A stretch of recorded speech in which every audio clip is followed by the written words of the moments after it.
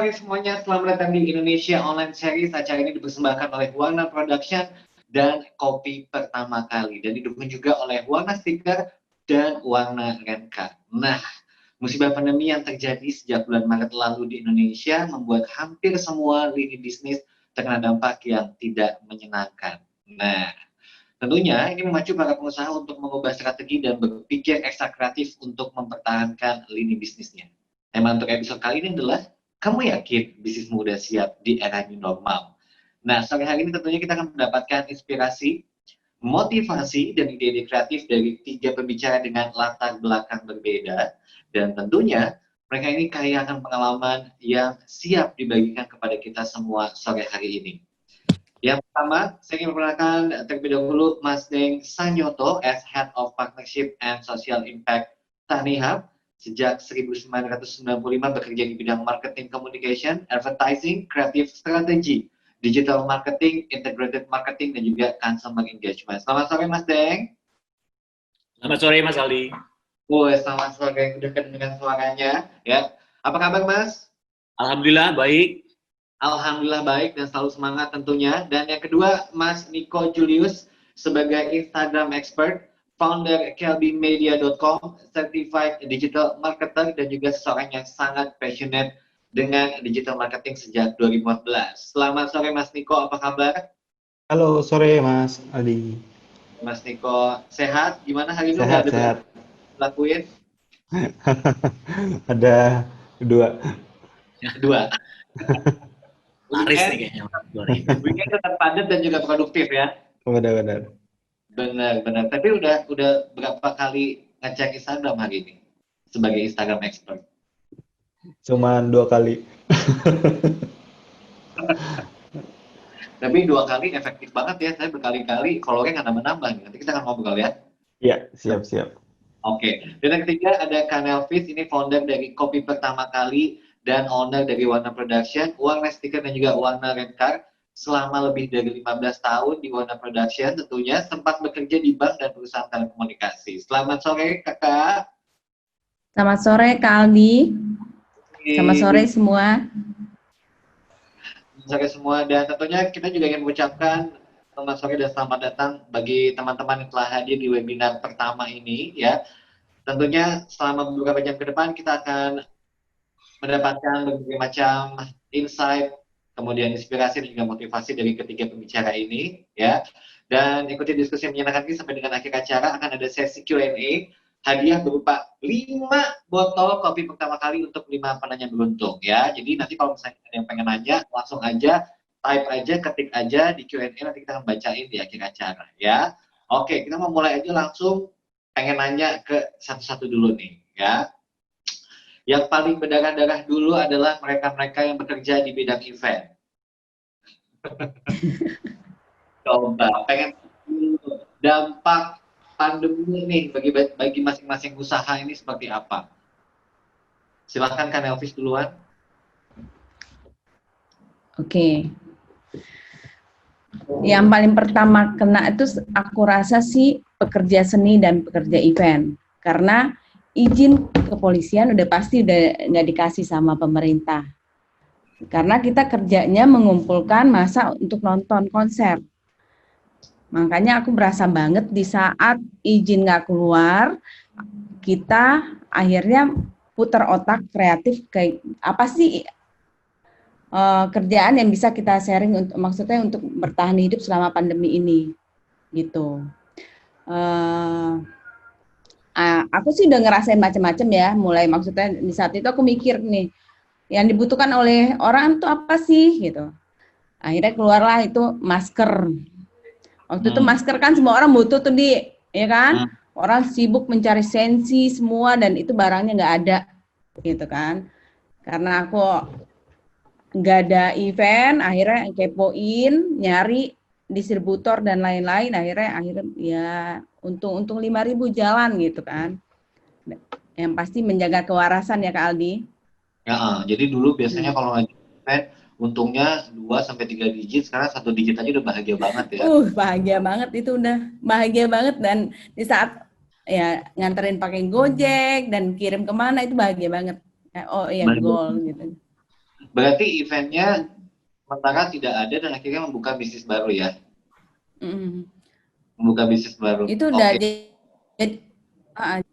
jadi dari masker waktu itu kan habis itu langsung bulan puasa kan. Semua orang, maksudnya orang yang bekerja yang tidak terkena dampak itu biasa kena, maksudnya ada THR, masih maksudnya di saat orang dagang itu masih maksudnya dagangnya kan pasti di saatnya nyari duit lah bulan puasa gitu kan. Nah event itu nggak ada sama sekali. Dulu sih masih ada lah event-event kecil, maksudnya yang tipis-tipis gitu di. Nah ini nggak ada sama sekali. Akhirnya aku jualan kolak. Apa? Yang ceritakan. Oke. Terus Nah, lanjutnya sempat juga jualan kerupuk kulit. Baru terakhir akhirnya aku mikir waktu itu kan tahun lalu itu aku kan ke Amerika kan, ke Seattle, terus ke tempat Starbucks pertama kali tahun 1971 berdiri itu pertama kali itu di Seattle. Kita ngopi di situ aku sama suamiku kan. Terus aku liatin di situ kopinya dari Indonesia banyak kan yang the best-nya, maksudnya favoritnya. Terus aku mikir kenapa nggak bikin kedai kopi aja ya gitu. Cuman kan waktu itu kan masih awal-awal tahun, maksudnya masih siap-siap pitching lah gitu kan, persiapan pitching, terus event gitu-gitu, jadi belum terlaksana. Di saat pandemi ini, aku rasa sih maksudnya berusaha untuk, pasti ada, maksudnya berusaha, pasti ada sesuatu nih selain event yang bisa dikerjakan gitu. Mungkin ini saatnya harus bikin kopi. Akhirnya bukalah kopi pertama kali. Oke.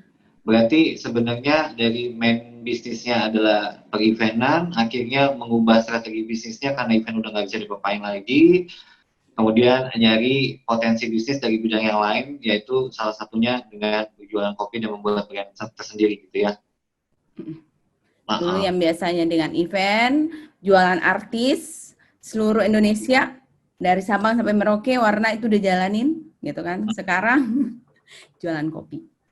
Jualan kopi, nggak apa-apa. Sama-sama bikin orang bisa bikin melek, kopi juga bisa bikin melek, ya kan?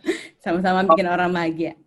Iya benar. Mas Deng, kalau dari Tanihub gimana? Sempat ada masa di mana terkena dampak luar biasa nggak sih? Karena kan ini hubungannya sama petani. Ya sebenarnya, halo? Iya. Oke. Sebenarnya alhamdulillah is a blessing in disguise gitu, karena memang kita adalah e-commerce, platform e-commerce yang menjual hasil tani, yang dijual langsung ke konsumen, which is semua orang sekarang di rumah, nggak berani keluar, alhamdulillah ya sales kita bisa naik sampai 200% sih. Bahkan sampai diri kita juga sampai lumayan terganggu gitu loh. Tapi at least sekarang kita udah bisa stabil lagi gitu loh. Jadi sebenarnya memang ada industri pangan dan industri kesehatan saat ini kelihatannya yang paling bisa bertahan di masa COVID ini sih gitu loh.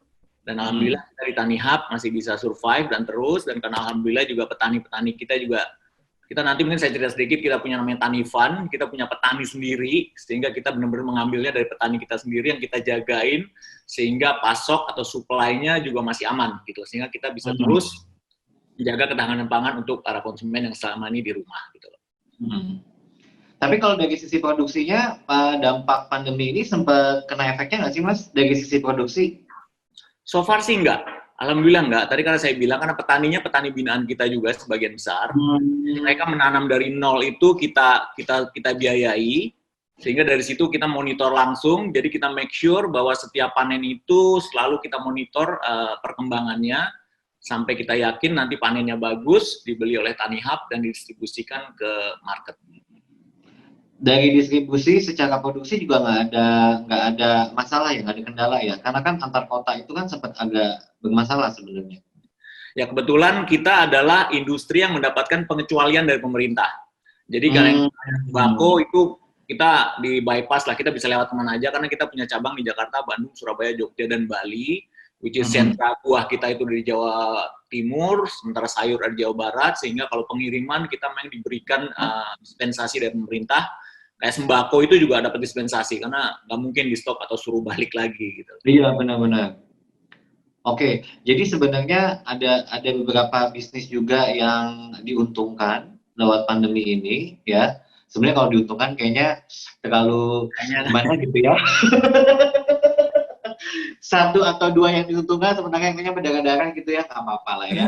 Nah, kalau dari habit masyarakat di Indonesia dan di dunia lainnya lah ya, karena di rumah aja semua orang sekarang jadinya memakan waktu begitu banyak, memanjakan dirinya lewat handphone, ya kan, atau lewat TV, gitu kan. Ini salah satu yang memang dimanfaatkan banget bagi mereka yang ingin memulai atau mempertahankan bisnis online ya. Kalau dari Mas Niko gimana, Mas?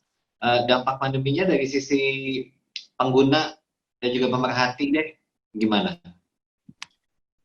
Sebetulnya waktu kalau COVID yang aku amatin sebetulnya kan aku mulai mengamati data sebenarnya lumayan lama. Cuman yang mulai Februari itu spike yang terjadi di bulan April sebetulnya, Kaldi. Jadi mulai banyak gitu ya, hampir rata-rata platform itu growth sampai 5-20% usernya.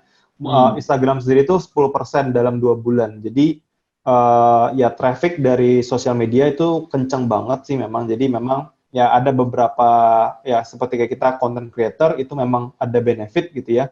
Walaupun kayak saya sendiri sih karena ada beberapa sub bisnis lain yang ya kolaps juga gitu ya karena nggak bisa beroperasi sih. Oke, ada berarti dari culture penggunanya juga mengalami kenaikan ya. Jadi untuk online sebenarnya bisa dimanfaatkan sebaik-baiknya ya, karena orang akhirnya berpaling ke sana. Benar. Kalau dari sisi produknya, menurut Mas Niko, orang culture-nya lebih senang kemana sih sekarang? Sebetulnya ada beberapa data juga yang aku dapat itu dari big data ya, artinya dari rilis yang baru 2 hari yang lalu ya, dua hari yang lalu malam itu kita baru dapat data yang industri yang masih bagus adalah pangan, F&B itu masih bagus banget, justru growth-nya kencang banget, fashion juga masih bagus, cuman yang kena direct hit rata-rata cuma industri yang besar seperti tour and travel, event base, kemudian otomotif yang lumayan juga kena hit yang lumayan keras ya. Jadi kebanyakan sih memang tidak, tapi yang kita dapat adalah sebetulnya karena Indonesia bukan salah satu ya. Jadi SMB terbesar dunia tuh salah satu Indonesia, sehingga kita masih lumayan ya, artinya yang kena banget itu yang industrinya besar-besar, tapi kalau di ranah SMB, yaitu small business UKM lah, UKM di Indonesia itu masih so far so good, artinya pertumbuhan masih bagus, sales putaran uang masih bagus, masih sehat. Jadi sebenarnya kita sekarang lagi dapat misi tugas untuk membantu mempertahankan stabilitas UKM sebetulnya. Berarti sebenarnya yang paling jalan banget adalah daily needs ya, Yes. kebutuhan pangan dan sehari-hari sebenarnya ya.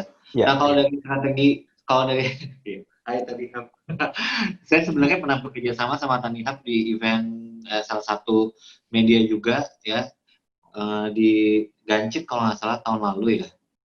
Gitu, itu produknya fresh banget, terus secara komunikasi juga oke banget produknya. Nah, tapi sebenarnya tantangannya bagi Tanihub kan ada cara komunikasi kepada audiensnya juga tentunya berbeda-beda kan. Untuk pandemi ini ada strategi komunikasi yang berbeda nggak sih sebenarnya, Mas De?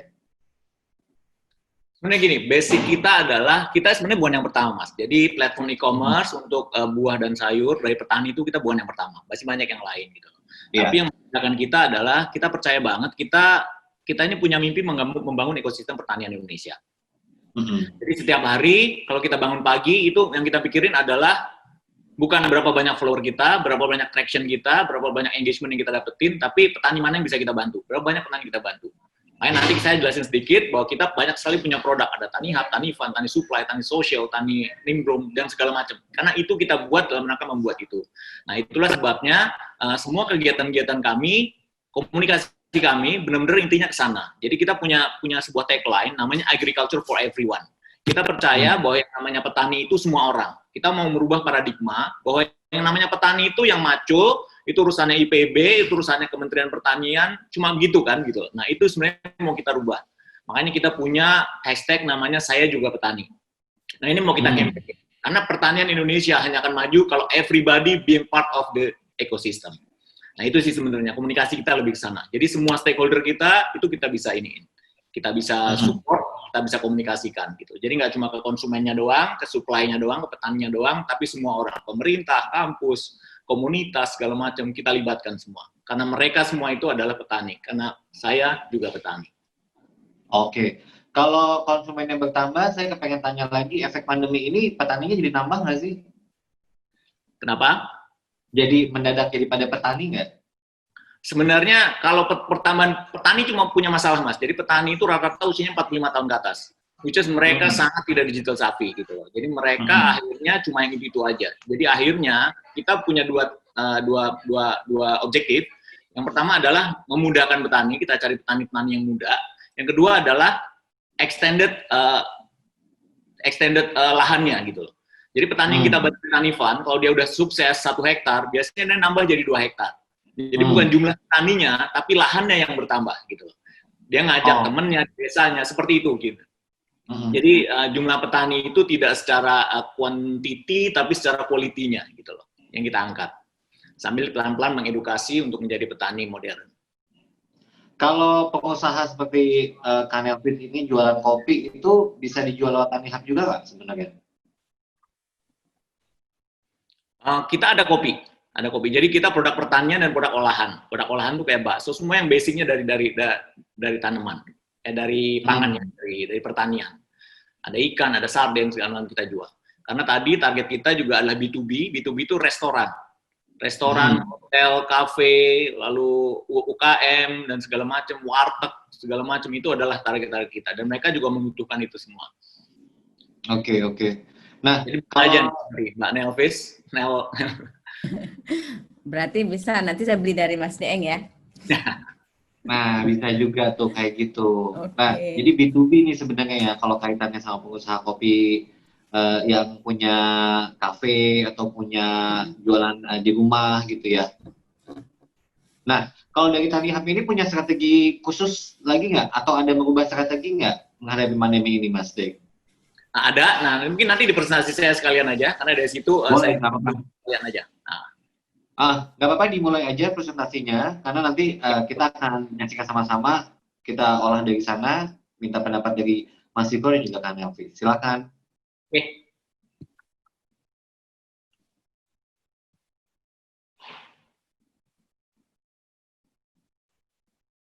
Kelihatan, Mas?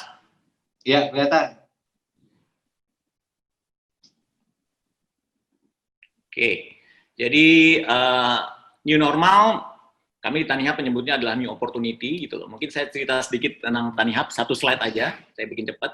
Jadi Tanihub ini berdiri tahun 2016. Waktu itu adalah terjadi pada saat petani-petani membuang hasil panennya di jalan karena mereka marah, harganya di murah. Sehingga kami menciptakan sebuah platform e-commerce yang namanya Tanihub. Jadi kita membantu petani untuk akses ke market. Karena petani selama ini kalau menjual, mereka melewati layer rantai pasok yang sangat panjang, dari tengkulak, pengepul, vendor, supermarket, baru konsumen. Harganya naik 20% sehingga harganya jadi sangat mahal. Padahal dibeli petaninya sangat murah. Jadi kita menjadi off-taker di sini untuk petani. Setahun kemudian, kita melihat masalah baru.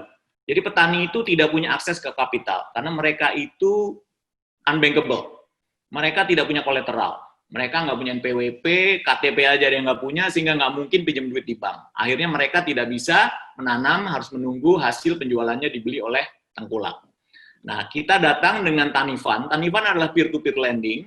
Jadi kita taruh ini kita di website, jadi siapapun, setiap orang bisa jadi lender dengan kelipatan 100.000, nanti setelah panen, hasilnya akan dijual ke Tanihub, dan keuntungannya akan ada bagi hasil antara petani, Tanifan, sama lendernya. Lalu tahun lalu kita melihat lagi ada sebuah masalah. Jadi yang namanya petani itu kita punya perusahaan baru namanya Tani Supply. Jadi kita ini merasa banyak sekali food waste and loss. Jadi produk-produk yang dibuang, yang terbuang pada saat panen menuju ke gudang atau pada saat dari panen dibawa ke market. Nah, itu bisa sampai 25%. Nah, perusahaan kami ini men-tackling supply chain. Jadi gimana caranya 100% hasil panen itu minimal cuma 5, di bawah 5% lah hasil yang rusak karena penanganan pengiriman yang tidak baik. Nah, inilah sebenarnya yang namanya Tani Hub. Jadi kita punya ekosistem yang kita bangun seperti ini. Kami bukan yang pertama, kalau boleh saya sebut, mungkin di e-commerce, mungkin ada yang teman-teman tahu ada Sayur Box, ada Happy Fresh, dan segala macam. Di Tanifan juga kita bukan yang pertama, karena ada namanya Tani Joy, ada iGrow, ada Crowdy, mereka juga funding gitu loh. Tapi sampai saat ini kita masih satu-satunya yang create sebuah ekosistem, jadi mulai dari hulu sampai hilir kita yang memprovide. Fundingnya kita siapin, nanti kalau udah panen kita semua yang beli. Nah inilah yang namanya Tani Hub. Jadi kita create agriculture ecosystem. Oke. Nah, lalu pertanyaan adalah gimana caranya kita menghadapi new normal. New normal itu, bentar Mas. New normal itu yang kita dapatkan ada 4, yaitu stay at home lifestyle. Yang kedua, go virtual, everybody go virtual, go online. Yang ketiga, bottom of pyramid. Nah, ini juga menarik karena kebetulan kita di pangan, jadi hampir semua orang ke bottom, kebutuhan yang paling bottom yaitu makan. Sehingga tadi disebutkan oleh Mas Niko juga, penjualan mobil itu turun sampai 95%. Luar biasa karena nggak ada orang mau beli mobil. Karena memang everybody go back to the bottom pyramid. Nah, yang terakhir yang menarik ini adalah empathic society. Jadi di era new normal ini, banyak orang yang punya simpati yang tinggi, kita sering lihat, banyak orang yang suka ngebantu, bikin packaging, sembako, lalu dibagiin di pinggir jalan, karena itu sebuah empathic society yang kebangun. Nah, dari 4 ini, akhirnya kita membuat sebuah campaign. Ada 4 sebenarnya, rules yang kita lakukan pada saat new normal ini yang dilakukan oleh Tani Hub. Yang pertama adalah invest to show off. Jadi kita penting sekali untuk melakukan yang namanya awareness. Kita create awareness. Jadi kita berkampanye besar-besaran di social media, di digital umumnya, karena everybody tadi dari findingnya disebutkan everybody go virtual dan semua orang di rumah. Lalu yang kedua, finding a solution, not just selling. Jadi innovation, solution itu jadi key to survive. Yang ketiga, communicate emotion and compassion. Tadi disebutkan ada empathic society. Jadi komunikasi yang sifatnya social campaign ini akan sangat penting. Jadi yang provoke emotion, yang evoke humanity, yang engage action jadinya. Nah, yang terakhir adalah collaboration. Jadi kita nggak mungkin sendiri, jadi mutual cooperation itu jadi semas gitu loh. Sebentar. Kita lihat yang pertama adalah show off. Kita shout out loud, kita berteriak keras sekali, kita do a lot of social media activities, baik yang earn maupun yang paid media, ini yang kita lakukan, hampir semua aset-aset social media kita berteriak keras selama pandemik ini, karena kita tahu selama masa pandemik ini digital adalah main touch point buat semua orang, mereka nggak kemana-mana di rumah, tadi Mas Aldi juga bilang nonton TV atau main handphone gitu. Itu yang pertama. Lalu yang kedua adalah collaboration. Nah, collaboration ini yang menarik adalah yang kita lakukan. Yang pertama adalah jadi banyak sekali kita melakukan kolaborasi atau orang berkolaborasi dengan kita. Jadi caranya kita supaya survive, kebetulan pada saat Lebaran kemarin gitu ada sebuah furniture company yang mencoba pivoting. Jadi mereka tahu jualan furniture udah nggak bisa lagi, lalu mereka menawarkan kita hampers design khusus untuk buah dan sayur pada saat Lebaran. Jadi ini adalah yang dilakukan waktu itu oleh furniture company. Jadi mereka mencoba berkolaborasi. Jumat yang lalu kebetulan juga digital agency sudah sangat banyak sekali sekarang. Nah, mereka mencoba datang ke kita menawarkan sebuah paket selling. Jadi tim komersial kita itu selalu menggedor mencari market, warung, restoran, kafe segala macam. Nah, mereka menawarkan dirinya untuk di-package sebagai selling. Jadi kalau di Tani Hub kita menjualkan produk yang bagus, harga yang bersaing, delivery yang on time, nanti plus ditambah sama digital strategi. Bisa berupa social media management, website, dan segala macam. Nah, menurut saya ini menarik sebuah kolaborasi yang dilakukan oleh digital agency pada saat mereka karena jumlahnya scaling banyak sekali, supply sama demand nggak seimbang, kompetisi sangat tinggi gitu loh, sehingga orang bermain harga. Nah, digital agency ini menawarkan kepada kami sebuah paket jualan. Jadi nanti kalau kami datang ke sebuah hotel misalnya, atau sebuah UKM, atau menengah lah misalnya, di situ bisa ditawarin untuk dibuatkan semacam social media manajemennya. Jadi kita berkolaborasi dengan digital agency untuk mendapatkan added value. Ini mungkin ada sedikit cerita yang mungkin kalau teman-teman udah pernah dengar, ada sebuah perusahaan sisir yang menjual sisir tapi di kuil vihara. Ya kan, salesman yang pertama hanya bisa menjual satu sisir, karena di vihara itu semua orangnya botak, jadi nggak akan laku. Lalu yang kedua cuma bisa jual 100 sisir karena dijual ke wisatawan yang datang ke kuil tersebut. Nah, yang ketiga bisa menjual lebih dari 1000 sisir karena dia berkolaborasi dengan kepala viharanya untuk dijadikan souvenir. Nah, ini sebuah contoh bahwa kalau memang kita kreatif, ini collaboration itu menjadi sangat menarik. Banyak sekali collaboration yang dilakukan oleh Tanihub supaya kita bisa survive di masa pandemik ini. Kita bekerja sama Dompet Duafa untuk menyalurkan korban kambing. Jadi belinya dari kita disalurkan lewat Dompet Duafa ke konsumen. Nah, kolaborasi seperti itulah yang saat ini sangat diperlukan pada saat masa COVID ini. Jadi ada added value dan ada mutual benefit. Itu yang kedua. Lalu yang ketiga, solution not just selling. Ini tadi juga sebenarnya udah ceritain sama Mbak Nelvis ya sebenarnya. Jadi sekarang semua orang agak latahan nih, jadi sorry. Semua jual masker, jual sanitizer, dan jual disinfektan gitu loh. Padahal sebenarnya kita punya core business yang kuat di sana, seperti tadi dijelaskan oleh advertising agency dan juga oleh furniture yang dia tidak mencoba keluar dari core business-nya, tapi mencoba mencari solusi dengan kolaborasi gitu loh. Ini ada teman saya namanya Bude Novi. Dia tarot teacher, dia healing spiritual gitulah. Dia juga salah satu penggagas Bali Spirit Festival waktu itu. Keahlian dia adalah di bidang spiritual. Nah, kemarin sekitar sebulan yang lalu dia mulai creating body oil from herbs. Nah, somehow karena memang dia sangat kredibel sebagai tarot teacher dan spiritual healing, alhamdulillah body oil-nya lumayan laku. Sehingga dia berangkat dari tadi. Jadi dia cari sebuah solusi gimana caranya, karena sekarang ini dia sudah tidak bisa lagi mengumpulkan orang untuk melakukan semacam seminar tentang healing atau tarot, karena orang udah mulai boleh ketemu lagi.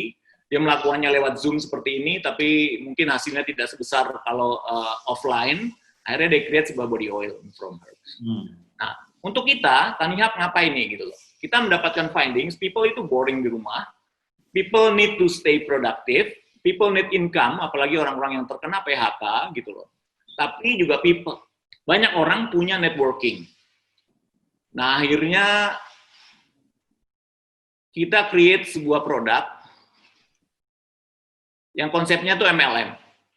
Di mana di situ setiap orang akan dapat income, dapat knowledge, dan dapat networking. Kita menyebutnya sebagai Tani Patriot, Tanihub Patriot. Apa sih seperti, jadi setiap orang yang punya networking, daripada di rumah cuman bergibah, nggak jelas gitu loh. Kenapa nggak bisa berjualan lewat kita? Jadi agen-agennya Tanihub, mereka alhamdulillah di setiap kota kita sudah banyak sekali punya anggota, khususnya para ibu-ibu, anggota PKK, ibu-ibu pengajian, mereka bisa meminta grupnya atau teman-temannya untuk membeli Tanihub dengan menggunakan kode yang dia miliki, sehingga nanti akan mendapatkan komisi. Setiap minggu kita ada edukasi tentang knowledge, networking juga semakin banyak, sehingga kita berharap ini akan membuat terobosan bagi orang-orang yang selama ini di rumah, yang tidak produktif, dan ingin mendapatkan penghasilan. Ini sudah berjalan, dan sudah ratusan anggotanya di setiap kota, dan kita melihat ini sebagai sebuah solusi, yang bagi kita juga berarti produk kita makin banyak dibeli, yang artinya petani banyak kebantu, tapi juga orang yang sedang di rumah tidak produktif akan mendapatkan penghasilan, knowledge, bahkan networking. Yang ketiga, lalu yang keempat adalah communicates emotion and compassion. Mungkin nih kopi ini untuk kopi pertama mungkin bisa jadi bahan diskusi di sini. Di Eropa terkenal yang namanya suspended coffee, mungkin ada teman-teman yang pernah dengar ini. Ini sebuah social movement waktu itu, jadi setiap orang yang beli kopi, kopinya 2, yang diambil 1, yang 1 disimpan. Untuk siapa aja nanti yang mau. Biasanya homeless atau gelandangan biasanya, kalau pagi-pagi mereka selalu masuk ke ke kafenya, kalau nggak salah ini Starbucks yang initiate, lalu menanyakan, is there any suspended coffee, bisa diberikan. Ini sebuah campaign yang menurut saya menarik, yang create empathic society. Jadi coffee shop tersebut punya diferensiasi yang sangat besar karena dia berkontribusi untuk menolong orang yang tidak mampu. Yang kedua adalah kopi sunyi. Sini kita tahu, mungkin ada yang pernah kesini juga, kita yakin bahwa di sini hampir semua pelayannya adalah kaum disabilitas yang tidak bisa mendengar. Nah, dari sini mungkin sebuah compassion, sebuah emotion yang dijual supaya punya create diferensiasi. Kebetulan di Bandung juga ada teman-teman waktu itu yang punya coffee over collaboration. Jadi kopinya yang datang mostly adalah komunitas-komunitas, komunitas lari, komunitas sepeda, komunitas motor. Nah, pada saat pandemik begini, mereka lumayan survive karena memang mereka punya database dari komunitas-komunitas itu. Saya juga punya teman namanya Mas Dodo ya, bikin Dodolin Aja Cafe kalau nggak salah. Jadi setiap 10 gelas, itu satu gelasnya disumbangkan untuk petugas medis gitu loh. Jadi maksud saya empathic society ini penting sekali di zaman seperti ini, karena semua orang nih tiba-tiba, kita tahu lah, orang Indonesia itu gampang Mas ya, kalau ngelihat yang sedih-sedih itu langsung terenyuh dan akan menolong gitu loh. Makanya acara seperti uang kaget dan segala macam itu sangat laku sekali karena orang-orang kita mudah sekali seperti itu. Nah, jadi mungkin yang keempat ini menunjukkan bahwa dalam kita berkomunikasi dan berbisnis, kita jangan lupa juga menyisipkan pesan-pesan yang berupa social campaign seperti ini. Nah, di TaniHub kita melakukannya. Yang pertama adalah menyalurkan paket donasi. Jadi kita create yang namanya paket pejuang COVID. Ini paket sembako yang disumbangkan kepada ojol, petugas medis, UKM-UKM, atau rumah yatim piatu, dan sebagainya. Gitu. Jadi kita create paket sembako ini, kenapa? Karena ternyata banyak orang yang mau menyumbang, tapi mereka nggak bisa keluar, beli, apalagi mendistribusikan, karena ada social distancing. Nah, alhamdulillah paket ini lumayan sukses, sampai akhirnya BMW, Astra BMW minta ke kita ratusan paket, Bank OCBC juga minta kita sampai ribuan paket, pesan untuk dikirimkan ke alamat-alamat yang mereka inginkan. Ini yang pertama, jadi kita create sebuah empathic society lewat paket COVID ini. Yang kedua juga kita punya yang namanya paket donasi satwa. Jadi ternyata yang namanya animal park, zoo, animal community itu juga kena impact yang besar. Karena nggak ada yang datang sehingga banyak binatang-binatang atau satwa-satwanya yang kekurangan makanan. Dan kita bikin donasi itu di aplikasi kita. Dan alhamdulillah banyak sekali orang yang bersimpati dengan memberikan sumbangannya. Dan banyak sekali sampai sekarang. Kita sudah ke Taman Burung, Taman Safari, Jakarta Animal Community, ada Indonesian Defender Animal, komunitas-komunitas seperti itu kita udah masukin. Dan kita akan terus berjalan. Taman Safari di Malang, di Bali, sore kita juga on the way. Jadi inilah sebuah kegiatan yang kita communicate about compassion, yang memperbanyak akhirnya revenue kita lewat penjualan produk-produk, sehingga sekali lagi kita bisa mengambilnya kepada petani. Gitu. Jadi mungkin 4 cara ini yang dilakukan oleh TaniHub. Jadi kalau memang ada pertanyaan bisnis kita tadi, kamu yakin bisnismu sudah siap di era new normal? Maka kami dari TaniHub akan menjawabnya. Pertama, shout out loud, berteriaklah bahwa kita eksis. Yang kedua, selalu cari solusi. Yang ketiga, collaborate. Nah, yang keempat, create social message. Nah, ini mungkin contohnya adalah contoh TaniHub, tapi saya percaya bahwa ini bisa jadi pelajaran dan learning untuk siapapun yang akan memulai bisnisnya di era pandemik ini. Sehingga mereka bisa membuat sebuah strategi komunikasi, strategi produk yang mungkin akan bisa survive selama pandemik ini. Karena kalau orang ngomongin produk kita, bisnis kita akan grow di sana. Oke, mungkin dari saya itu aja, Mas. Terima kasih. Oke, terima kasih. Saya mau tepuk tangan sendirian deh. Dan pastinya banyak juga pengen tepuk tangan di luar sana ketika menyaksikan ini. Tadi saya paralel tuh ngelihat sosial medianya TaniHub, Mas, dan emang progresif banget, aktivitinya beragam banget, menarik banget tentunya, dan ini rasa-rasanya menimbulkan efek yang luar biasa. Dan kalau saya bisa simpulin sih, ini rasa-rasanya kalau misalnya ngomongin campaign, nggak cuma stuck di satu campaign aja, tapi memang harus nyoba beberapa ya. Yes. ya kan? Kita pun kita punya produk banyak Mas, ada Tani Sosial, Tani itu kita coba-coba Mas. Jadi di kantor kita itu di Tani Hub kita punya semboyan make new mistake every day. Gak boleh ada yang marah. Jadi new learning every day. Lu bayangin kalau setiap hari kita bikin salah selama setahun, berarti ada 365 pelajaran yang kita dapetin. Kita udah hidup 3 tahun, sehingga lot of learning yang kita ini supaya kita bisa lebih maju lagi. Jadi semuanya ini, wah berdarah-darahnya di belakang ada Mas. Yes, benar-benar seru banget. Nah, buat teman-teman yang lagi nonton ini, kalau misalnya mau tanya, silahkan tanya ya. Ini keren banget message yang disampaikan. Jadi yang bisa kita pelajari kadang-kadang tuh kita emang terlalu fokus sama satu strategi aja kan. Kemudian gagal pakai strategi yang sama, gagal pakai strategi yang sama. Tapi untuk kasus kali ini menghadapi pandemi ini karena semuanya ekstra banget, berarti strateginya juga harus ekstra, ya kan? Nggak ada salahnya nyoba begitu banyak strategi, tapi kita pengen tanya dulu nih sama pemilik kopi yang baru memulai bisnis, jadi udah ada berapa strategi yang dijalanin, kan Elvis? Kopi pertama kali itu kan baru banget, baru di saat awal-awal Juni deh, gitu kan. Awal-awalnya kita masih ke temen, jadi temen-temen itu aku akan bilang, cobain dong gitu kan, cobain, pengen tahu dulu rasanya itu ini enggak, maksudnya buat anak-anak milenial sekarang. Ternyata animonya bagus, enak banget katanya, repeat order gitu kan. Terus untuk sementara sih aku sih masih online aja, next tuh baru akan buka di kantorku yang di ruko kan di bawahnya masih kosong, rencananya ke situ, dan pengen ya sama lah maksudnya digital media untuk promonya, mau belajar sama Niko yang pasti cara Instagram yang efektif dengan berapa followers Niko? Sekarang 120. Aku mau banget belajar sama Niko. Untuk Instagram itu kan bisa jualan banget kan ya Niko ya? Benar. Tapi kalau kita ngomongin banyak banget ya.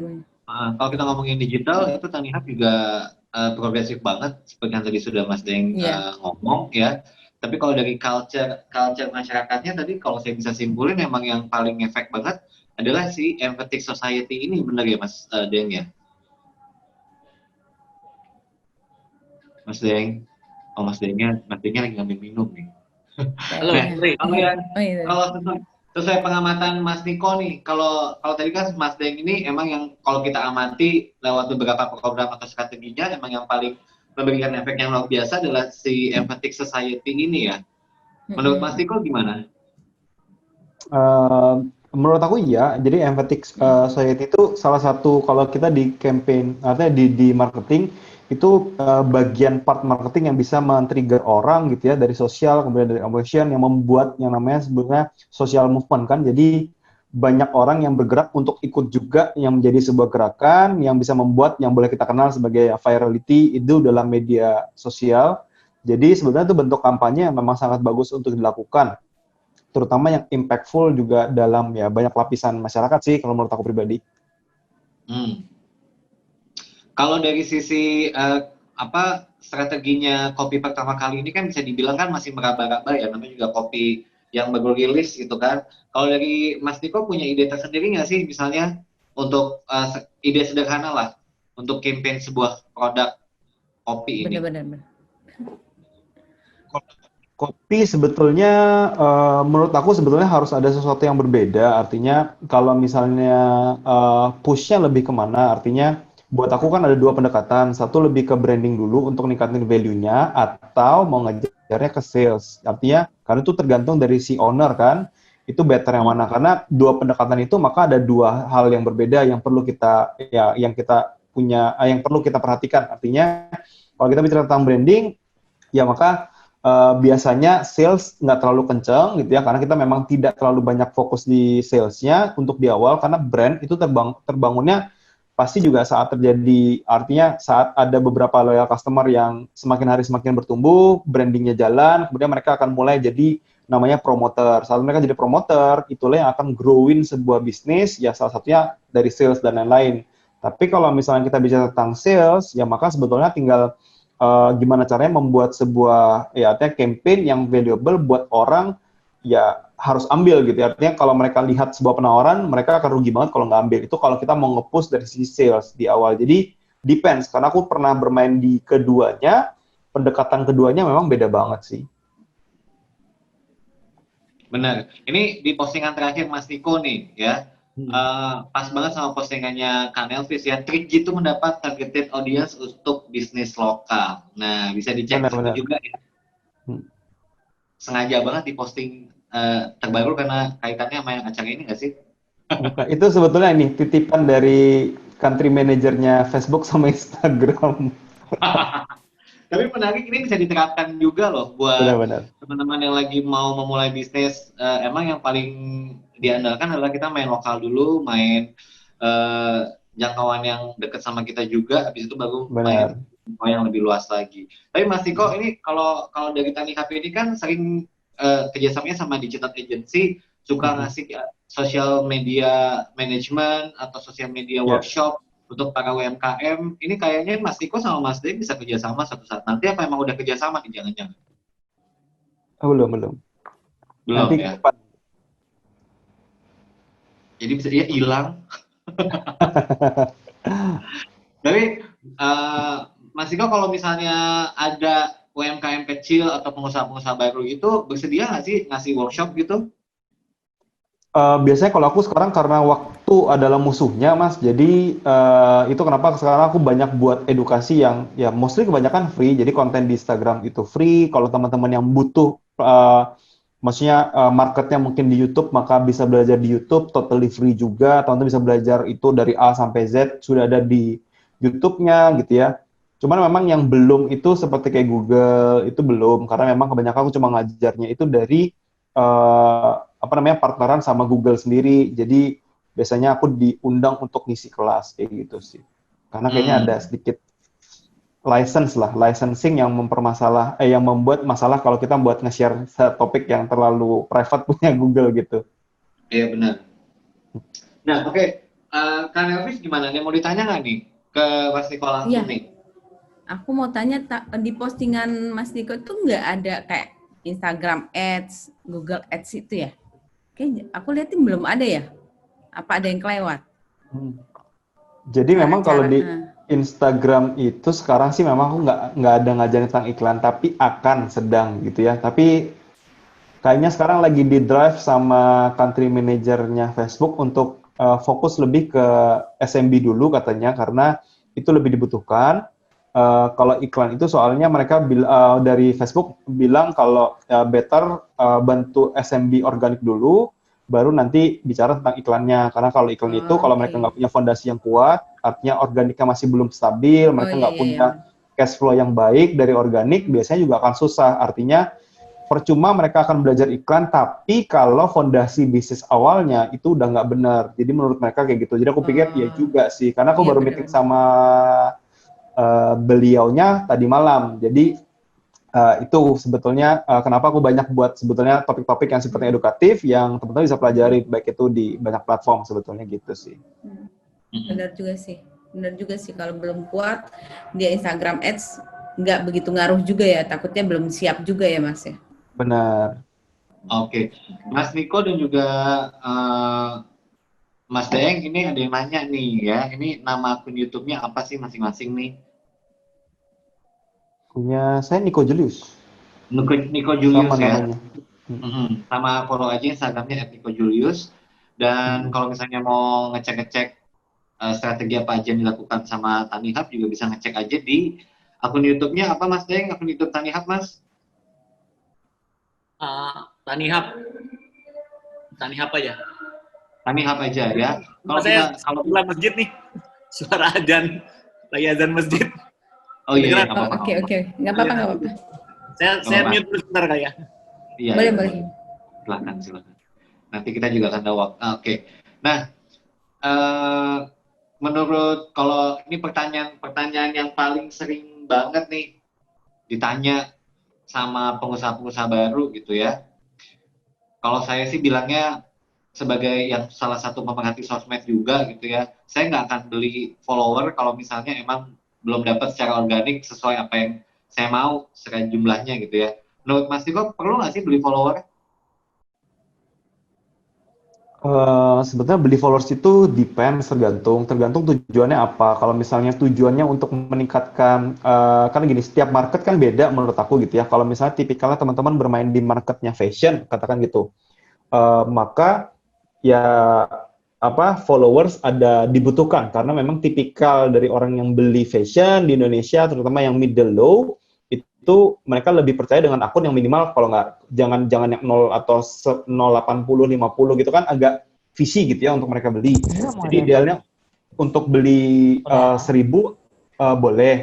Cuman kalau bicara tentang beli dalam porsi besar gitu ya, 10.000, 100.000, nah itu percuma karena apalagi kalau misalnya beli followersnya untuk dapatin sales, karena itu hampir nggak mungkin terjadi. Jadi sebenarnya kalau buat teman-teman yang baru mulai, jawabannya adalah depends, tergantung kebutuhannya apa. Kalau misalnya mau fokus ke sales organik aja, ya mending bangun organik karena beli itu nggak bakalan dapatin sales gitu. Jadi malah keluarin duit kan. Jadi saran aku sih better langsung belajar gimana cara bangun traffic yang baik, yang benar, baru fokus ke sales dan bangun tim untuk growing secara organik, baru nanti scalingnya baru pakai Instagram Ads, kayak gitu sih.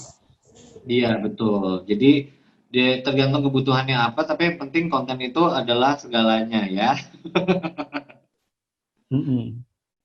Ini ada pertanyaan dari RJW. Apakah campaign digital dengan expand budget di era saat ini masih efisien? Sedangkan permasalahan utamanya ada pada depresi market yang menurun secara daya beli. Oke, jadi sebetulnya kalau misalnya masalah expand budget, menurut aku nggak ada masalah selama secara infrastruktur bisnis tersebut oke, artinya nggak ada masalah dalam infrastruktur ya, artinya dalam proses order dan lain-lain nggak ada masalah. Buat aku nggak masalah karena sebetulnya yang jadi tipikal utama gini, selama industrinya tidak artinya kena direct impact, menurut aku nggak ada pengaruh gitu ya. Karena di kasus aku sendiri ada beberapa industri yang memang sekarang lagi dapat shifting gitu ya. Jadi ada industri yang kena direct hit, ada juga industri yang lain kan, artinya ada subsidi kan akhirnya. Ada industri yang akan rising. Salah satunya kayak produk-produk digital itu akan rising banget sekarang. Kemudian edukasi, kemudian banyak sih ya, artinya kayak frozen food juga lumayan meningkat. Artinya sebetulnya depends ke marketnya apa, karena tidak semua market itu menurun daya belinya. Sebetulnya bukan menurun daya belinya, tapi mereka melakukan namanya shifting. Jadi tidak yang dulunya gue spending untuk beli ini setiap bulan, sekarang enggak, karena aku perlu spending di tempat lain. Sebetulnya mereka hanya merubah merubah gitu ya urutan beli barangnya. Jadi ada urutan prioritas. Jadi skala prioritas pembelian sebuah barang itu yang berubah sebetulnya. Tapi teman-teman harus sadar bahwa ya tergantung dari industrinya juga, nggak semua industri kok berubah. Justru ada beberapa industri yang lagi meningkat banget sekarang dan ya artinya mensubsidi industri yang lain sih. Ya ada yang kehilangan market karena ya orang benar-benar nggak berani beli sesuatu ya di market itu, ya ada juga, tapi market yang lain yang ya dapat marketnya besar banget. Sebetulnya kayak gitu sih. Iya. Contoh konkretnya ya industri yang emang pangan ya, makanan, terus kebutuhan harian itu lagi bagus banget. Jadi kalau misalnya ada yang mau nyobain bisnis di bidang itu masih menjanjikan sebenarnya ya. Yes. Nah, kalau dari Mas Daeng sendiri, kan ini ada beberapa teman-teman dari kita yang pada kepengen mulai nih, atau kepengen dapat binaan lah dari Tanihub. Sebenarnya definisi petani itu apa sih sebenarnya? Atau punya kriteria tertentu nggak? Mungkin dari beberapa audiens di sini emang pengen banget jadi anggotanya Tanihub sebagai petani sebenarnya. Oke, ini sebenarnya menarik. Jadi waktu itu aku ke Lampung bekerja sama Syngenta, kolaborasi kita gitu loh. Jadi di sana itu ternyata saya bertemu dengan petani-petani muda yang mereka sama sekali tidak punya lahan. Jadi waktu itu saya ketemu sama, saya lupa namanya. Jadi dia itu imigran dari Malaysia waktu itu, dia kerja di perumahan kelapa sawit, dideportasi akhirnya karena surat segala macam, akhirnya balik ke kampungnya. Kalian dia adalah pegang traktor gitu loh. Akhirnya itu sama Syngenta itu di-funding untuk dibeliin traktor. Dan dia petaninya adalah menyewakan traktor. Jadi para petani yang luasnya hektaran itu dia yang jasa traktornya gitu loh. Dia bajak sawahnya lalu dia dapat bayaran. Jadi sebenarnya petani itu can be anything. Jadi jangan berpikir kalau yang namanya petani itu ya pasti punya lahan, nyangkul, nanam dan segala macam gitu. Nah, kayak Berarti aku bisa jadi petani dong, Mas.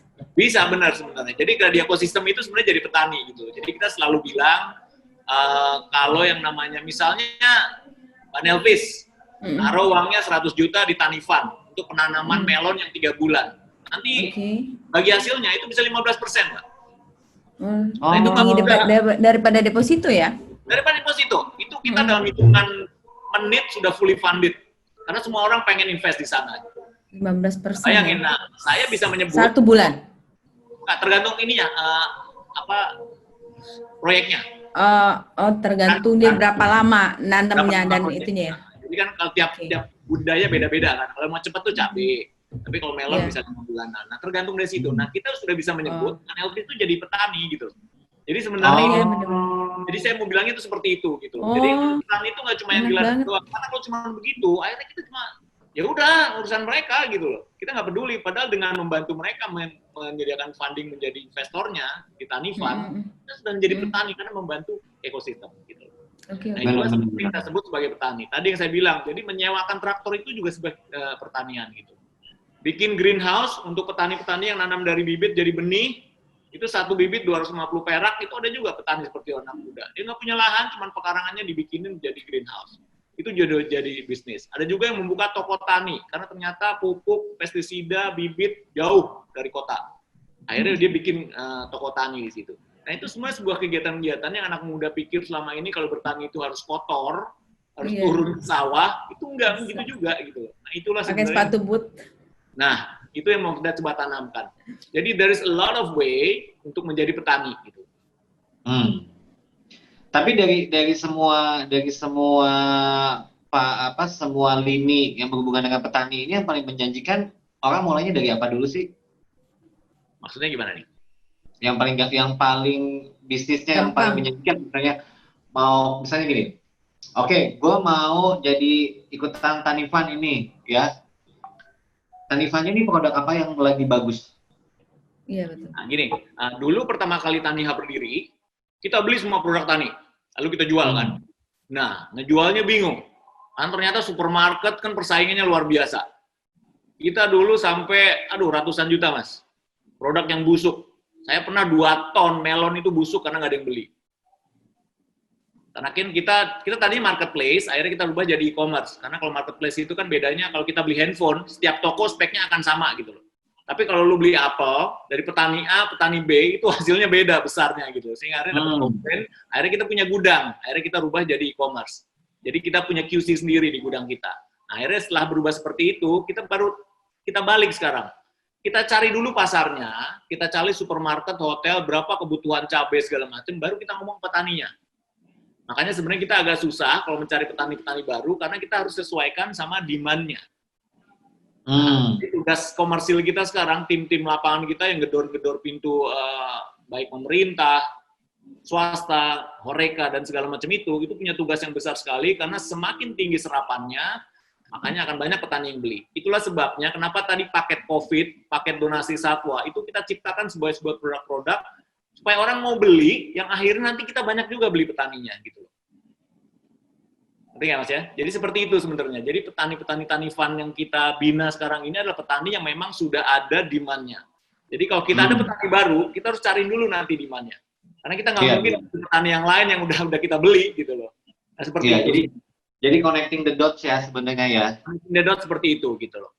Makanya kemarin kita buka di Bali, itu selalu kita cari dulu visibility study-nya adalah kita cari dulu petaninya, kita cari dulu pasarnya. Alhamdulillah pasar di Bali dengan ya F&B, hotel, restoran di sana luar biasa, petaninya ada, baru kita bisa buka cabang di sana. Karena kita maunya dari Bali oleh Bali dan untuk Bali. Begitu pula yang di Jogja, dari Jogja oleh Jogja dan untuk Jogja. Jadi kita benar-benar create ekosistem di sana gitu loh. Ini saya saya kalau bicara di kampus atau di kementerian itu mereka selalu bilang, kapan Pak buka di Padang Pak, kapan buka di Wah, Padang saya aja Mas Deng. Nah, itu aja nanya dia. Padang saya aja. Harus visibilitas Ini kayaknya supply enggak. Benar-benar. Jadi banyak Ini, menarik. ini kayaknya ada orang Tangsel juga yang lain udah di Pamulang ya. Selamat malam Mas. Dan gak cuman Mas Hamzah sih, dan dari teman-teman yang kepengen nanya-nanya, silahkan aja. Ini waktu yang sangat menyenangkan ya. Ini kaitannya sama Taniham dan juga berstrategi lewat sosial media khususnya Instagram dari Mas Niko. Mas Niko, sebenarnya permintaan untuk workshop jadinya tambah banyak nggak sih sejak pandemi ini, Mas? Sebetulnya kalau workshop banyak, cuma saya nggak bisa ngambil semuanya sih, karena banyak benturannya kan. Tapi banyak banget. Saya biasanya kasih ke beberapa teman agensi sih. Oke. Rata-rata yang topik yang lagi sering dibahas apa, Mas Niko? Kebanyakan tuh topik-topik tentang personal branding gitu-gitu, social selling lah tepatnya, itu paling rising sih sekarang. Jadi memanfaatkan sosial media untuk jualan. Oke. Itu yang cukup urgent kan. Balik lagi ke Kang Elvis, memanfaatkan sosial media untuk branding dan meningkatkan awareness-nya pertama kali, udah sejauh mana Kang Elvis? Untuk sementara ini, kalau untuk kopi pertama kali, kalau misalnya untuk kopi pertama kali itu emang belum banget, baru akan memulai sih gitu. Baru akan memulai untuk branding kopinya. Nanti aku akan ngobrol sih sama Niko. Gitu maksudnya. Aku diajak nggak ngobrol? Boleh. Kita ngopi-ngopi lah gitu di rumah. Kita ngopi-ngopi. Nah, bagi teman-teman yang kepengen dapetin kopi pertama kali, ya ini ada 5 botol secara gratis. Lewat penanya yang menanyakan beberapa pertanyaan menarik tentunya ya. Ini ada beberapa audiens, kalau misalnya malu untuk bertanya, ini saya sebutin aja nih nama-namanya nih. Coba sebentar ya. Yang tadi ikutan.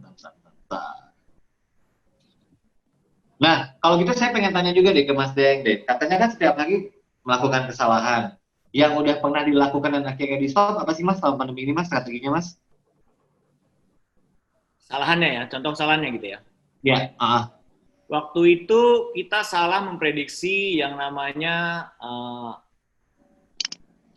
Harbolnas itu loh, Hari Belanja Online Nasional, 11.11. Jadi kita bikin diskon 50%. Karena semua orang diskon gila-gilaan. Nah masalahnya, pelajaran yang kita dapetin, ya Mas Aldi kalau nunggu Harbolnas itu kan pasti mau beli handphone, beli TV yang harganya akan diskon 50%. Nggak akan nungguin kan mangga 50%, mangga 50%, ngapain ditungguin gitu, tiap hari juga dibeli gitu loh. Nah, itu vlog gitu di situ tuh. Jadi kita lumayan, ternyata industri kita nggak cocok kalau di Harbolnaskan gitu loh. Nah itu pelajaran cukup ini karena kita nyiapin produk banyak sekali dengan harapan nanti demand-nya akan banyak, ternyata that's learning gitu. Terus kita juga waktu itu nyiapin armada sendiri karena banyak waktu itu, ternyata pesanannya nggak terlalu banyak, sehari sekarang cuma nganter sekali, padahal ongkosnya lumayan tinggi, akhirnya kita cut, kita kerjasama sama Paxel, sama Zipper, sama another startup yang untuk distribution. Gitu. Nah itu pelajaran-pelajaran yang berharga bagi kita yang membuat kita bisa tahu mana yang sebenarnya bisa fit, mana yang enggak. Kan kuncinya di situ, kapan kita dapat market fit sama consumer fit gitu.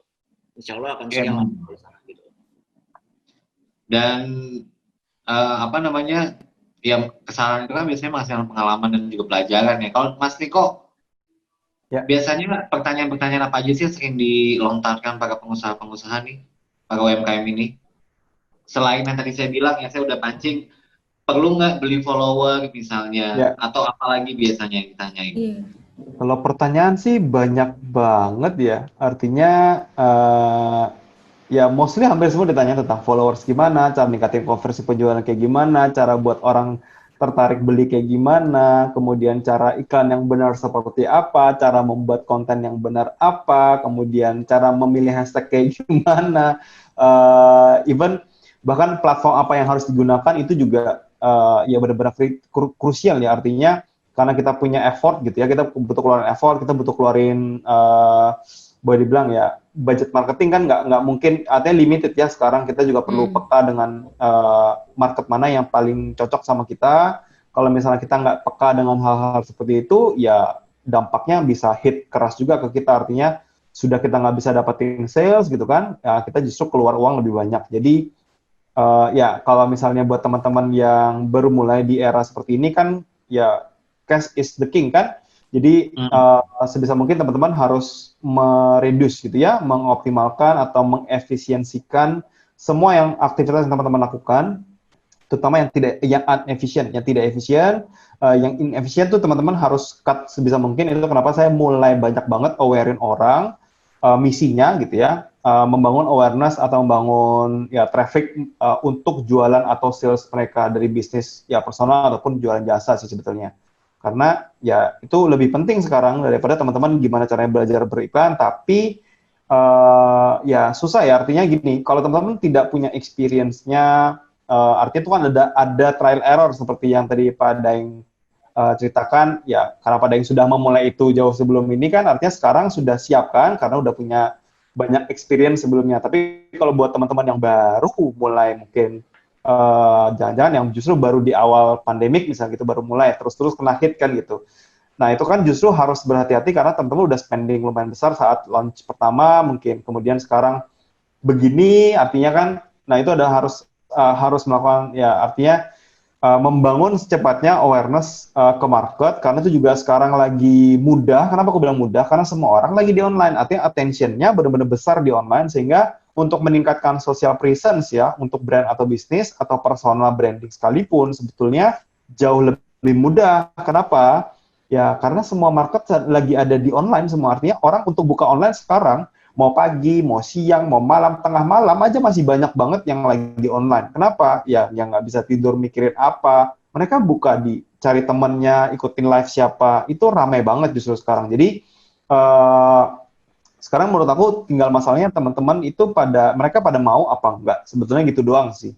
Bagi mereka yang mau, sebetulnya tinggal, ya artinya mereka tinggal lakuin aja. Kan memang kita nggak bilang bahwa sesuatu itu harus dimulai dan pasti berhasil, enggak. Artinya teman-teman perlu mulai satu persatu, temuin role model yang tepat lah, artinya di industri teman-teman, kemudian ikutin satu persatu step yang dia ikutin. Itu yang menurut aku lebih wise ya untuk teman-teman pakai. Karena sekali lagi jangan melakukan sesuatu juga yang nggak terlalu yang tidak terlalu relevan. Artinya kan ada sesuatu yang penting dan tidak penting kan, karena sekarang juga kita butuh cash misalnya gitu ya, teman-teman harus memilih strategi yang tepat, aktivitas yang tepat, itu yang penting, dan fokus mengeksekusinya.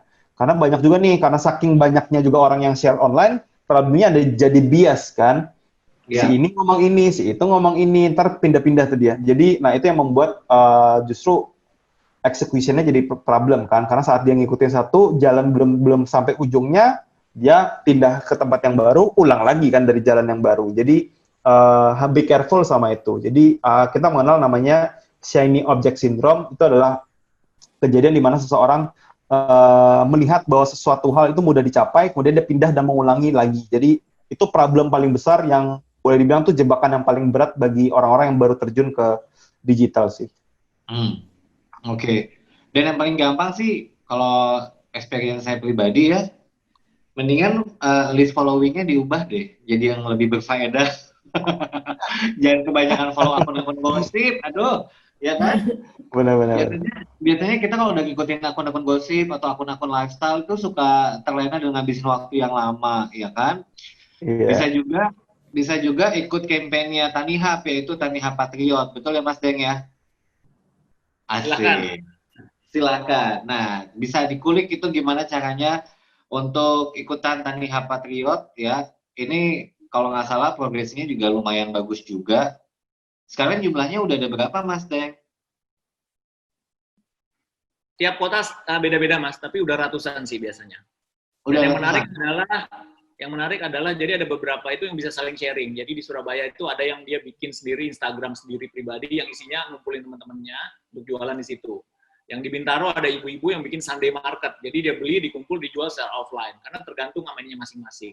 Nah, pengalaman seperti itu yang selalu di-sharing ke semua anggota Patriot untuk dapetin reference, kira-kira saya mau jualannya seperti apa gitu loh. Nah, inilah sebenarnya menarik, ada contoh-contoh dari setiap kota, dari setiap produk, dari setiap campaign yang akan menarik gitu loh. Jadi kita juga ada hadiah, bisa berhadiah handphone untuk penjualan terbaik, jadi nggak cuma komisi gitu loh.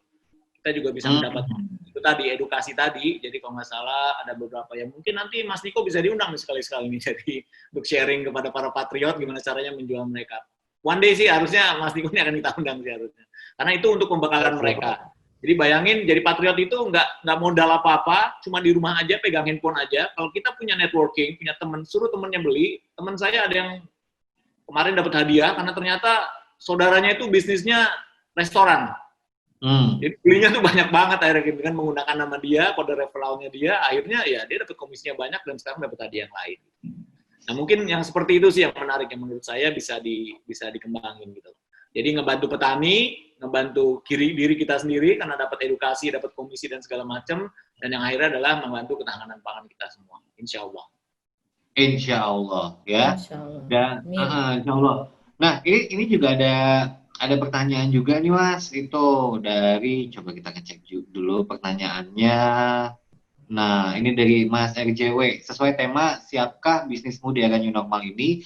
Mungkin kan sekarang banyak sekali hal yang berubah secara kebiasaan dan kebutuhan. Nah, menurut narasumber, sektor apakah yang paling baik dimainkan saat ini? Tadi kan udah kita informasikan di awal ya, seperti yang Mas Riko bilang, emang untuk sektornya tuh emang yang paling menjanjikan adalah daily needs ya sebenarnya ya, apalagi yang kaitannya dengan makanan ya. Dan juga fashion juga masih menjanjikan ya. Ini sebetulnya aku ada data sih, Mas. Coba boleh di-share ke kita, Mas? Coba aku sharein kali ya.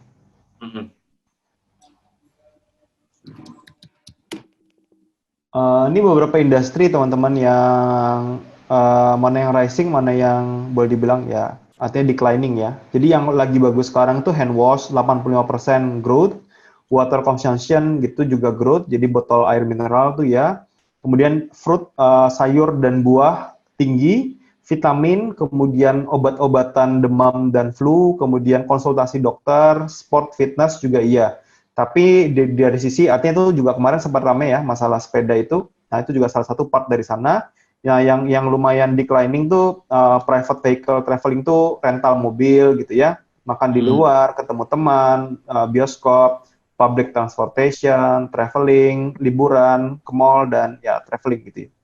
Ini yang activities yang selama pandemik. Tapi kalau terkait dengan groceries, tahu aku tuh pembelanjaan convenience store masih sama, stabil.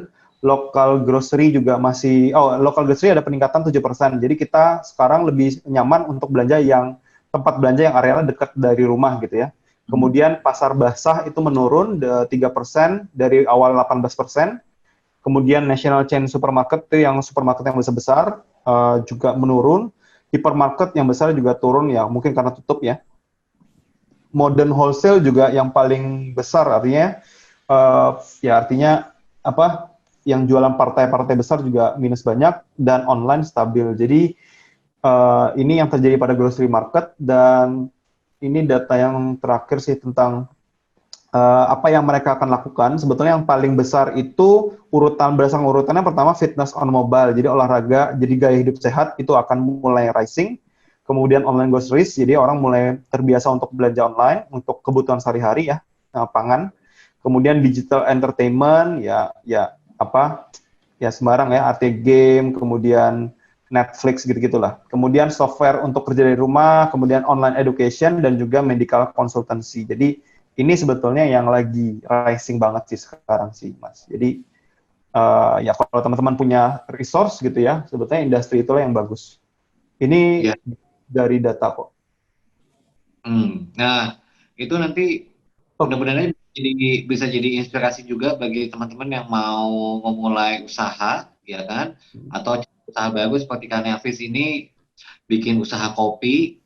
Nah, bikin usaha kopi dan juga tadi udah dibilang sama yang lainnya juga sama hasil yang udah dilihat sama Mas Niko. Ngomongin sepeda emang lagi jalan banget ya sepeda ini. Benar. Jadi pengusaha sepeda tuh lagi ngipas-ngipas duit kayaknya ya. Benar-benar. Tapi itu dia tuh, emang yang paling sekarang kan yang paling lagi dicari itu adalah gimana caranya kita bikin usaha yang minim resiko, ya kan?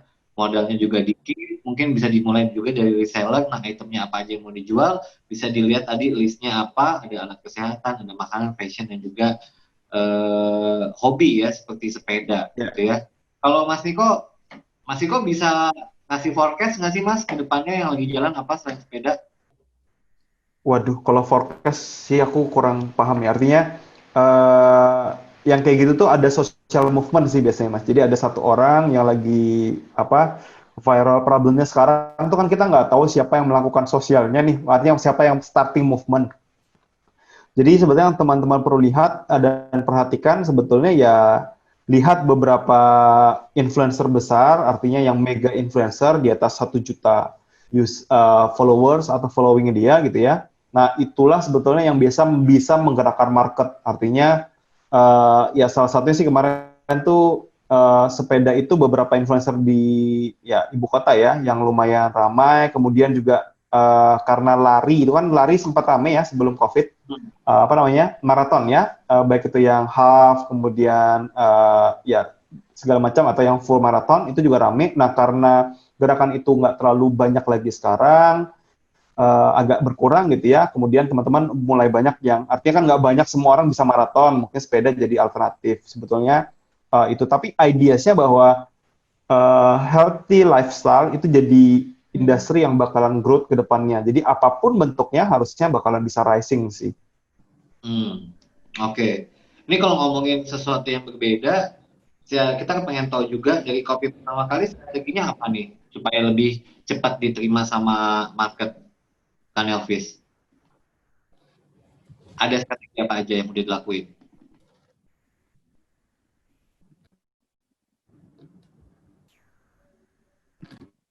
Kan Elvis? Ini kayaknya ke-mute nih. Nah, Iya. Ya. ini kan baru Kalau banget ya. Udah ada strategi apa aja yang udah dilakuin untuk nge-gain awareness dari audience? aku sih sekarang masih ngebangun untuk karena baru banget kan kembali again itu baru banget kita lagi untuk menu-menunya lagi nyiapin menunya apa aja sih gitu kan kopi-kopi yang lagi hits yang diminati sama anak-anak muda sekarang milenial sekarang kita baru banget untuk menu yang akan dijual sih jadi kalau seandainya dalamnya ini udah kuat baru aku akan digital media dan lain-lain gitu. Jadi karena sebenarnya kan aku juga karena IO jadi kan maksudnya untuk digital media management itu sih akan aku jalanin. Tapi setelah kita udah mateng dulu nih dalamnya gitu. Nanti kan di saat mateng aku juga akan buka mitra gitu. Next gitu. Jadi masih digodok nih sama tim kita. Ini itemnya so far baru ada 2 ya, coffee latte sama ice sea salt ya? Ya, andalannya sih sea salt itu sih. Jadi sea salt itu setiap yang nyobain sih pasti akan repeat order. Udah nyobain kan kemarin, Di? Udah Gimana? dong. Reviewnya gimana review? Enak dong. Ini Aktifah udah ngerjain belum? Udah nyobain belum? Udah ngerjain. Iya. Jauh nanti kalau ke Jakarta nih kok dikasih. Mas Tiko di Surabaya ya Mas Tiko ya? Surabaya benar. Surabaya ya. Kalau kita ngelihat market regional ya, kalau di Jakarta kan emang lifestyle banget, urban banget. Kalau di Surabaya yang lagi jalan apa sih Mas secara regional Mas? In business? Sama sih kayak di Jakarta juga, soalnya kalau tier 1, artinya di Indonesia tuh tier 1 tuh Jakarta, Surabaya, Semarang, Bandung, ya, Medan, itu tier 1 rata-rata hampir mostly semua similar, nggak ada yang beda sih. Jadi ya mostly kebanyakan healthy itu masih kencang banget gitu ya, aktivitas yang lain kan masih agak kurang.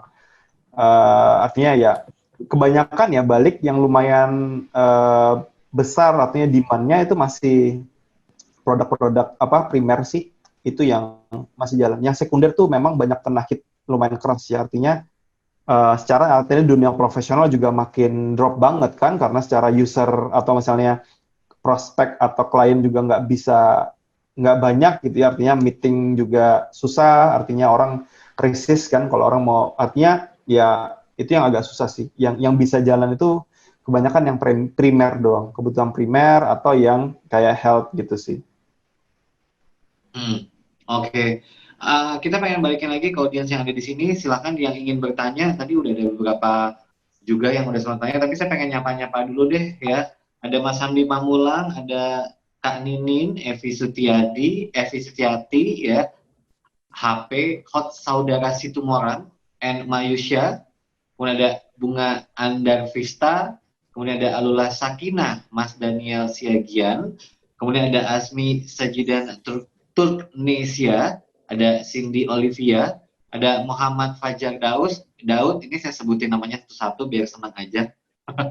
Biar mancing aja supaya nanya. Ada Fatia Azahra, Ayu Sekarniati, ada Anita, ada RJW, dan juga ada Mediwati. Terima kasih udah setia menyaksikan kita, dan saya yakin sekali bahwa yang ngikutin dari jam 5 sore tadi mendapatkan inspirasi dan juga motivasi yang sangat menyenangkan. Mas Deng, udah sholatnya? Alhamdulillah. Maaf. Sholatnya. Nah, Mas Deng, ini mungkin sebagai penutup ya, ini nampaknya sudah nggak ada lagi yang bertanya. Boleh dikasih tahu ke kita, mungkin ada yang ingin disampaikan, entah itu motivasi atau message tertentu untuk audiens yang hadir di sini?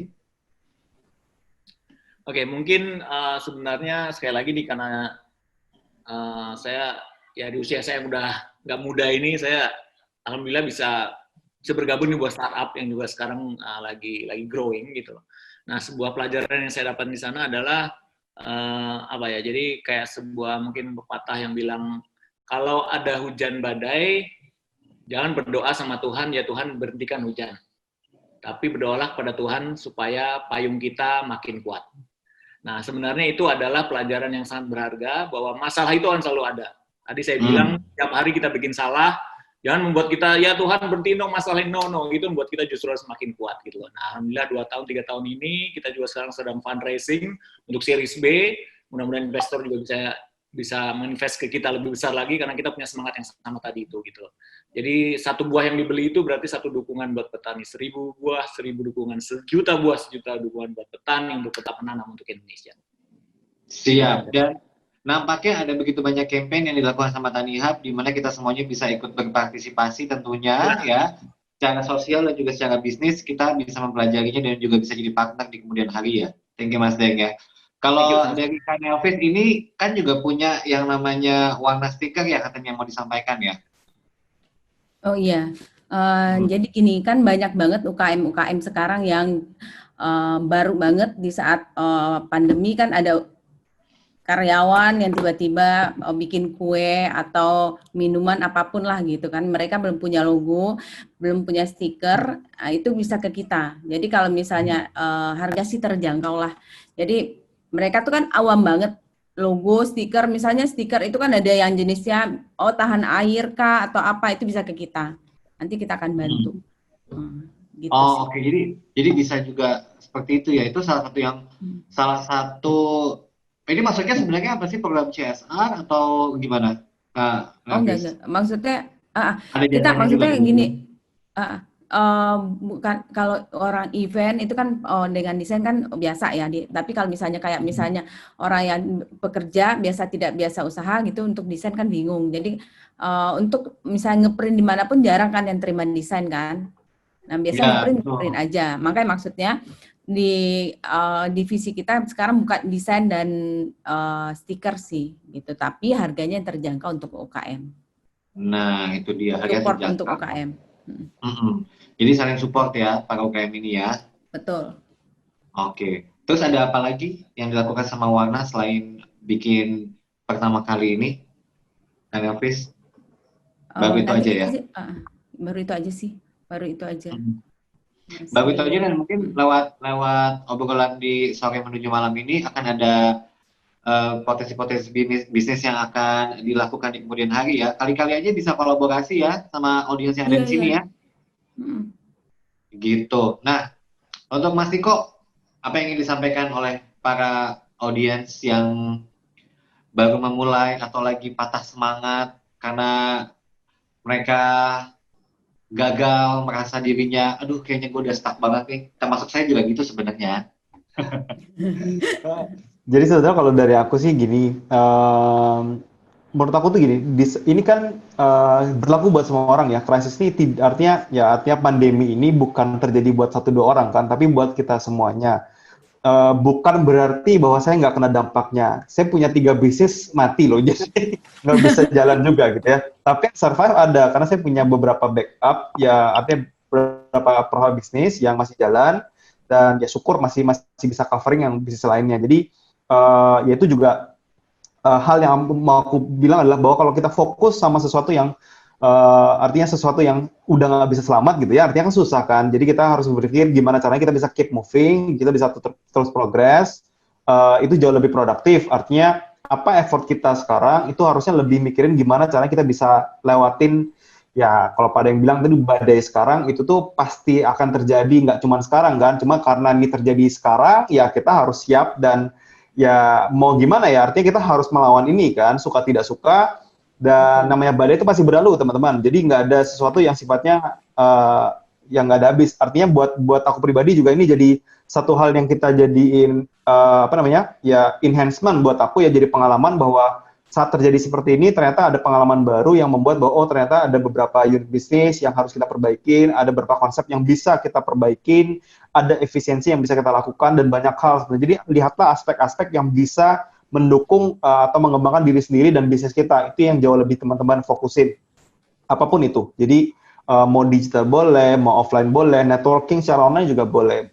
Anything menurut aku sangat bisa sekali, tinggal masalahnya kita mau apa enggak. Itu doang sih. Benar, dan jangan kapok untuk terus membuat masalah ya. Yes. Betul. Itu sih banget. Ya. Aldi, ini siapa? Asmi ya, Sajidan ya. Itu dia ada di, coba baca dong. Mbak, ini sebenarnya udah dijawab, tapi mungkin ada beberapa juga yang belum baca jawabannya. Bang Deng, itu untuk saat ini Tanihub hanya fokus domestik aja ya. Apa ada rencana buka ekspor? Kebetulan butuh rempah. Saya di Turki nih Bang Deng, ya kan? Terima kasih Kak Nelvis, Bang Niko, Bang Deng, dan Kak Momot. Semoga ilmunya bermanfaat ya. Terus jawabannya tadi udah Mas Deng udah ngomong bahwa sebentar ini masih di Jawa Bali, ya kan? Insya Allah kami sudah punya plan untuk ekspor. Doakan kami bisa semakin bertumbuh. Oke.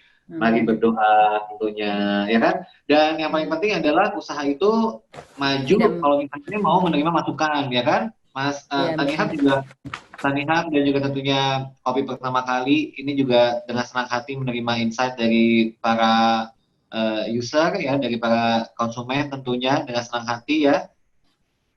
Dan jangan pernah puas gitu ya. Nah, kalau oke, ini Asmi Sajidan lagi. Siap Bang, terima kasih jawabannya. Semoga bisa collab next time. Nah, semoga dari Anda yang hadir di sini ya, saya yakin sekali ada yang punya pertanyaan tapi malu-malu ya kan, pengen silakan loh. Pengen jabir-jabir mungkin via sosial media, bisa di-add aja langsung di Instagramnya Mas Niko Julius, @NikoJulius ya, betul ya? By Niko Julius. Ya, tapi cari aja Niko Julius, cuma satu kok. Cuma satu aja ya. Terus Mas Deng Sanyoto ya, Deng Sanyoto ya. Kemudian Nelvis Warna, dan juga jangan lupa follow juga Kopi Pertama Kali ya. Nanti mungkin biar pada follow nanti pengumuman pemenangnya dikasih tahu via Instagramnya Kopi Pertama Kali ya kan Nelvis ya. Boleh. Boleh ya, nanti di follow aja langsung. Dan terima kasih atas kehadirannya. Kita sudah sampai di akhir acara. Semoga acara hari ini dapat memberikan Anda semangat untuk menjalani kehidupan yang baru tentunya ya. Saling memotivasi, saling menyemangati. Jadi saya pengen tanya lagi nih sama semuanya. Kamu yakin bisnismu udah siap di era new normal? Siap nggak, Kak Nafis? Insya Allah siap. Insya Allah siap. Insya Allah siap. Harus siap. Siap. Karena di saat kita berpikiran positif, pasti hasilnya positif. Usaha tidak akan mengkhianati hasil sih, Di. Betul, usaha tidak akan mengkhianati hasil, dan Tuhan kasih kita masalah terus, masa nggak dikasih kita happy satu kali aja? Betul. Jangan sekali dong, terus.